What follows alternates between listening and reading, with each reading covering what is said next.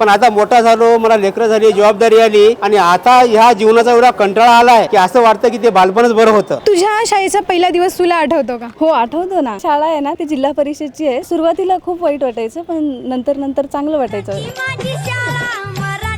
म्हणजे कामामुळे जिम्मेदारी वाढली, त्याच्यामुळे शाळेत जे काय झालं ते सगळ्या गोष्टी विसरून गेली.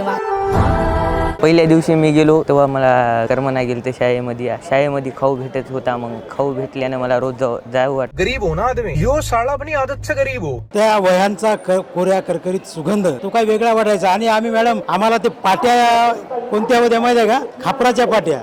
ते पुन्हा आम्ही पद्धतशीर धुवून फिरून ठेवून द्यायचे, कोळशी घासून शाळा उघडली की आम्ही घेऊन जायची. तेव्हा आम्हाला फक्त शाळा सुटायची आठवण यायची आणि शाळा सुटली पाटी फुटली हे म्हणून ओरडत आम्ही बाहेर निघायचो पळत. आम्हाला करमत नव्हतं. आम्ही खूप भानगडी केल्या. भानगडी करून एकमेकाच्या अंगावर पुस्तकं फेकले.